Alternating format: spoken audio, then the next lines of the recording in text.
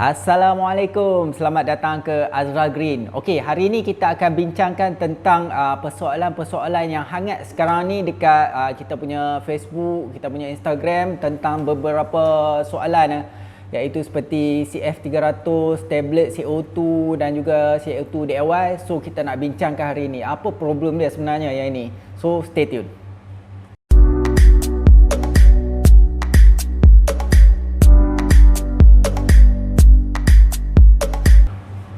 Okey, sebelum kita nak start tentang video ni, tentang perbincangan tentang CF300, lepas tu DIY CO2 dan juga yang lain-lain, di sini aku nak bagi tahu yang dekat Azra kita tak pernah keluarkan apa-apa jenis fertilizer untuk dijual.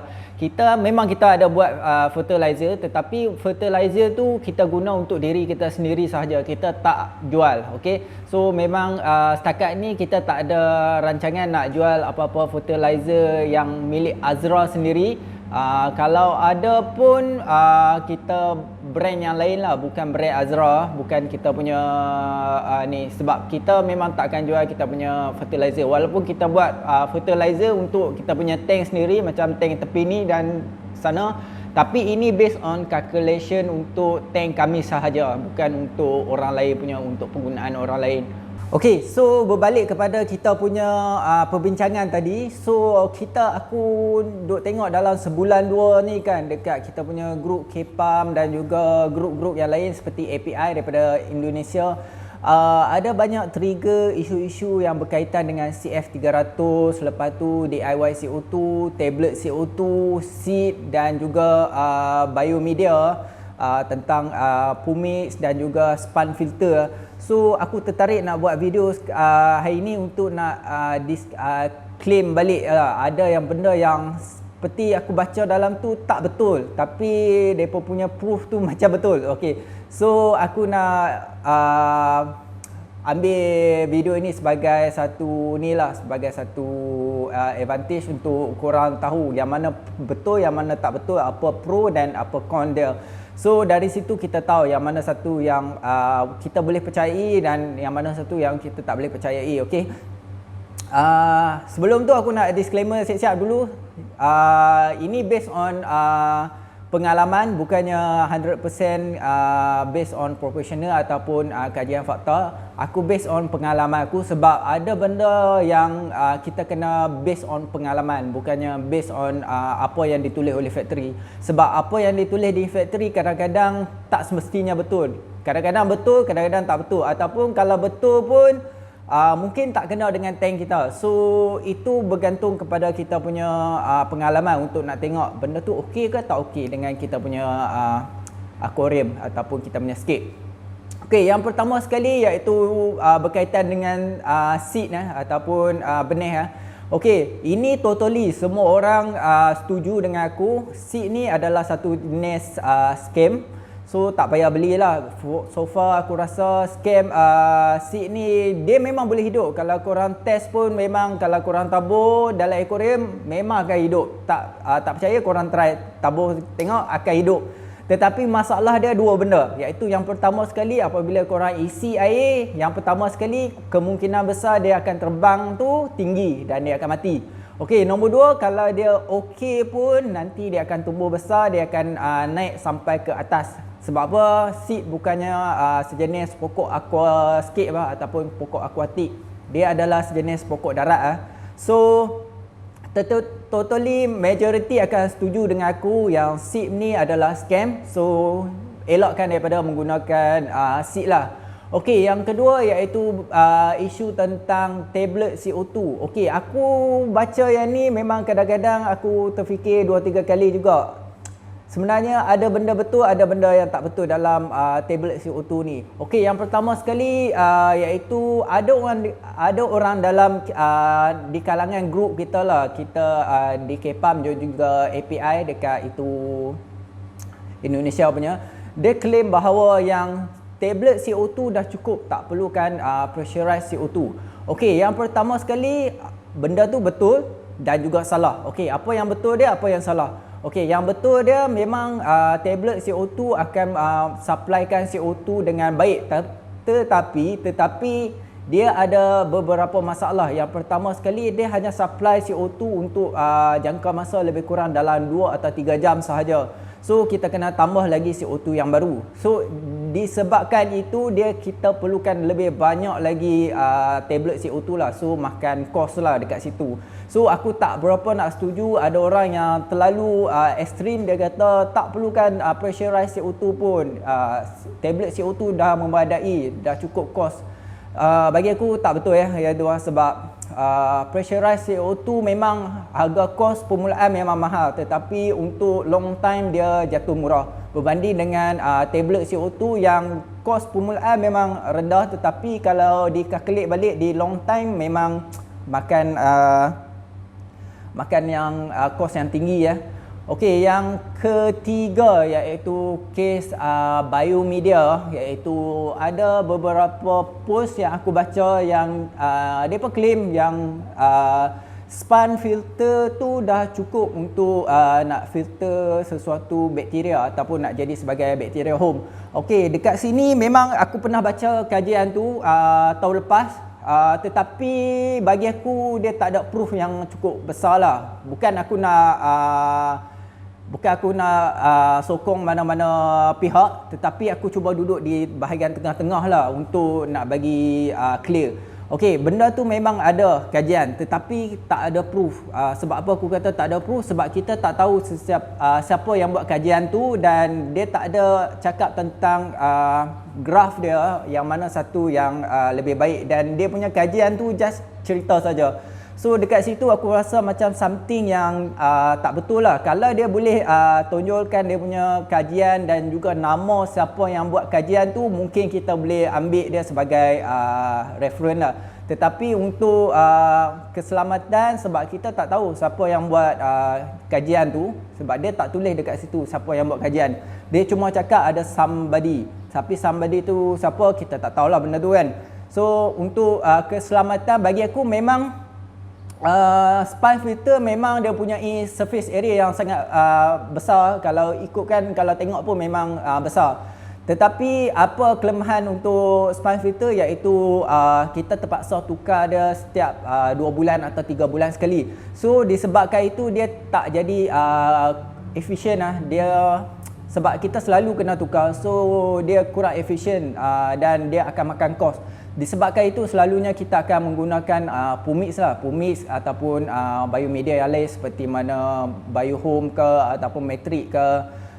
Dan ada juga yang claim bahawa Pumix ni tak bagus. Aku tak faham dekat mana yang tak bagus tentang Pumix ni, sebab dekat Azra kita boleh dikatakan 90% daripada biomedia kita banyak guna Pumix. So kita tahu macam mana dia punya result lah. Dan kalau untuk korang yang tak tahu, Sikam Matrix pun adalah sejenis Pumix. Dan juga BioRio pun tak silap aku adalah sejenis Pumix, cuma dia high quality yang tinggi sedikit lah. Memang ada kajian juga yang buat satu lagi kajian yang aku pernah baca, yang Pumix ni lebih tinggi lagi dia punya surface area berbanding dengan Sikam Matrix. Dan ada beberapa YouTuber juga yang up benda ni. Bagi aku, sebab kita tak tahu kajian tu betul ke tak, so aku tak berani nak komen lebih lah untuk yang tu. Just ada orang yang bagi tahu memang Pumix lebih tinggi dia punya surface area berbanding dengan Matrix. Kita tak boleh claim yang tu, so aku berlepas lah yang tu. So memang kita tak tahu yang tu lah macam mana. Okey, yang terakhir sekali iaitu CF300. Okey, CF300 ni dia complicated lah sebenarnya, sebab memang CF300 bagi aku adalah satu kanister kecil yang paling efisien setakat ni lah, yang harga murah tetapi efisien. Tetapi korang kena faham, walaupun dia efisien macam mana pun, tetapi CF300 ni korang tak boleh pakai lah dekat tank yang 3 kaki ke 4 kaki. Memang jadi tak efisien lah. Sebab ada orang yang komen dekat aku kan, bukan kat aku, dekat orang lain, tetapi dia kata CF300 ni tak bagus kan. Tapi mungkin bagi aku dia merujukkan CF300 tu tak bagus disebabkan oleh dia guna dekat tank yang salah. Contoh dia, kalau korang guna dekat tank yang 1 kaki, memang CF300 cukup baik. setakat ni aku pakai 3 biji CF300 dekat tank yang satu kaki memang tak ada masalah. Tetapi kalau korang start pakai CF300 lebih daripada 2 kaki, selalunya 2 kaki pun masih okey, 60 kali 30 kali 30 iaitu 54 liter pun masih okey lagi. Tetapi bagi aku nyawa-nyawa ikan lah, selalunya aku suggest untuk 1 kaki. Tetapi kalau korang pakai untuk 3 kaki atau 2.5 kaki ke atas, memang CF300 tak mampu nak tampung. Itu fakta. Kalau korang try juga memang boleh, tapi tak berapa nak cantik lah. Sebab aku pernah try banyak jenis kanister, daripada segi yang mahal sampailah ke DIY, semua aku pernah try. So bagi aku CF300 ni aku dah pakai dekat 2 tahun, tak ada masalah lah. Dan menggunakan teknik yang macam aku cakap hari tu, iaitu kita boleh buang kita punya filter di tepi tu dan gantikan dengan biomedia. Okey, ada satu komen yang aku terima hari tu, dia kata aku pasang salah, pasang terbalik. Ya, memang sengaja aku pasang terbalik time tu. Sebab apa? Span filter untuk CF300 dia boleh diterbalikkan, iaitu kita nak letak di in atau out. Tapi masa yang itu aku sengaja letak di bahagian out. Dan aku dah ada bagi mention awal-awal dekat dalam video tu, aku kata kalau untuk CF300 ni seeloknya letakkan span tu di bahagian in, bukannya di bahagian out. Tapi masa tu sebabkan aku nak pastikan yang air hijau yang ada di dalam CF300 tu tak difilter dengan cepat, so aku terbalikkan dia. Okey, so harap faham lah benda tu. Okey, lagi satu iaitu tank CC. Okey, tank CC ni bagi aku tak ada isu pun. Bagi aku CC ke tak CC ke tak ada masalah, dia bergantung kepada kita punya scape lah. Sebab orang biasa memang tak akan faham tentang CC ke tak CC ke, dia cuma nampak just scape. Itu orang biasa. Mungkin aquascaper betul, dia akan nampak oh ni tank CC. Tapi bagi aku so far tank CC ke tank tak CC ke itu tak ada masalah, sebab dia tak ada efek yang terlalu besar. Sebab kalau tengok dekat Azra pun boleh dikatakan 80% semuanya tank biasa. Kita tak pakai tank CC pun, cuma ada 2-3 biji lah macam yang ini. Yang ini tank CC, yang ini tank biasa. Janji kita punya scape okey dan cantik dah, okey, tak ada masalah. So aku harap takkan ada lah masalah isu-isu yang macam ni. Sebab isu-isu macam ni memecah belahkan kita lah. Ada benda yang kita kena bersatu. Sebab ada benda yang kita boleh berbeza pendapat, yang tu tak ada masalah. Cuma untuk berbeza pendapat untuk yang kes-kes macam CF300, lepas tu CC ke tak CC ke, itu aku rasa macam tak patut lah ada isu macam ni. Sebab apa? Kita bermain bergantung kepada kita punya duit ya, kos kita. Ada orang memang dia ada duit lebih, so dia boleh beli tank CC, dia boleh beli filter yang mahal seperti EHAM ke ataupun Fluver ke. Ada orang yang memang tak ada duit tapi dia nak main juga, so dia boleh dapatkan benda result yang sama dengan harga yang murah. Memang bagi aku kalau ada duit lebih, better ambil CC sebab dia lagi cantik kan, dan juga filter yang lebih baik kalau ada duit lebih. Tetapi kalau korang yang tak ada duit lebih, so tak ada masalah kalau korang nak pakai tank biasa pun bagi aku. So kita tak perlulah nak pelekehkan orang yang pakai CF300 ke ataupun orang yang tak main tank CC ke. Semua bergantung kepada kita lah, diri sendiri. Okay, so aku tak maulah ada yang lagi yang tengok dalam grup kan yang komen provoke lah, peli-peli lah tentang CF300 ataupun CC dan juga yang lain-lain kan. Sebab bagi aku benda ni kita nak main ni, kita nak dapat kawan, bukan nak cari musuh. Okey, yang tu yang pertama lah. Yang kedua, kita nak dapat fun, kita nak tenang, bukan nak cari serabut masalah. Okey, so harap video ni dapat membantulah kepada kawan-kawan yang masih tak faham lagi apa itu SEED, apa itu tablet CO2, apa itu CC, non-CC, lepas tu apa itu CF300 yang sekarang ni sangat meletup, aku pun tak faham kenapa. Okey, so sampai di sini saja perkongsian kita untuk kali ini. Jika anda suka video ini, anda boleh share, like, subscribe. Jumpa di episod akan datang. Bye-bye.